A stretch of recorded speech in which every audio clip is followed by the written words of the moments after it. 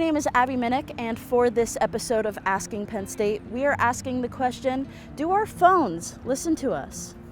Stay tuned to hear what our fellow classmates have to say and the real answer behind this question. Do you think that your phone is listening to you? Like all the time? Honestly, it depends on the day. Like it's like, is he thinking about cool stuff today and he like turns it on? Otherwise, it's just like, no. Sure, why not? Cool. Yes. Oh my gosh, yes, definitely. I'm on TikTok regularly, and I think that things would pop up in conversations that I'd have like 2 hours before. It's weird, definitely. Yes. Why do you think that? It's the government, man. No, I don't think it's the government. It's mostly like the companies who are developing the apps or developing all that stuff. For example, like Apple. The thing is, I don't think the problem is that they're listening to us. It's more like what are they doing with our data and how are they using the data. Yes, absolutely. Why do you think that? Ever since like the Alexas and stuff came out and like the automatic Siri, it's always listening. It has to be. Gotcha. Do you get like targeted ads and stuff? Yeah, all the time. Yeah, probably, yes. Why do you think that? Because I've heard it on the news, and also because I know that sometimes when I talk about certain things, they'll pop up on like my Instagram and Snapchat and stuff like that. Do you think that your phone is constantly listening to you? No, Why do you think that? because I'm not a weirdo. Understandable. Unless Siri's on, no. I mean, it's not.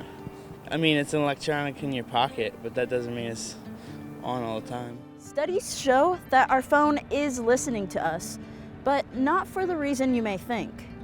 I too thought that, I was being listened to all the time, or suddenly I had a thought and about 5 minutes later I would see an ad and it's like, there's no way they could see this. Like, there's no way they would know that or hear me, because I was just thinking it in my mind. I never said anything out loud, and then I see an ad for it.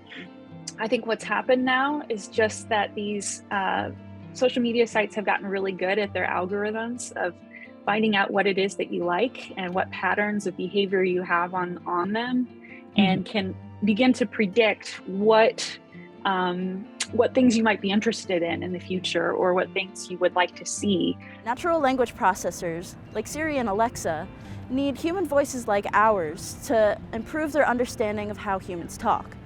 For example, if someone had a different dialect or said something different than you, Siri and Alexa need to be able to understand that that is the same word.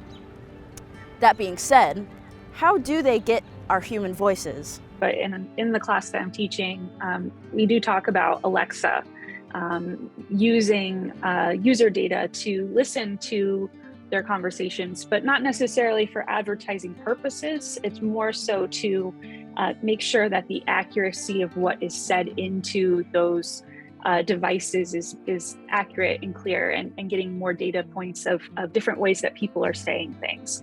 Even if it happened to be that a worker was listening in on some type of crime or something, that especially at least with Amazon, they've tried to make it that they, respect the privacy of their users, and even if something is happening, that they're not being reported on that, simply because that's not how they intended to use their data. However, I think we do see issues like the Cambridge Analytica issue, where data was misused and also used for other gains. These companies are using these data points to be able to make the experience, more custom and tailored for that user to be able to either spend more time on their application or to purchase more things on it.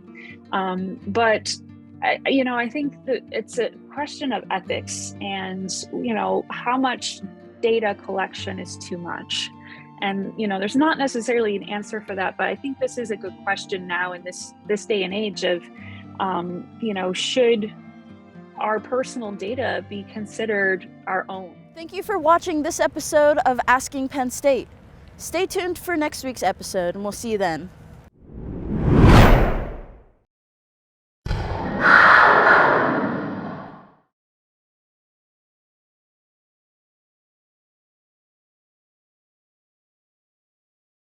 You're an audience? Yeah, they're also a pain in the butt. Might be annoying. Don't be a pain in the butt. I'm a good audience. You're a good audience? Watch Asking Penn State then. YouTube. Watch Asking Penn State on YouTube.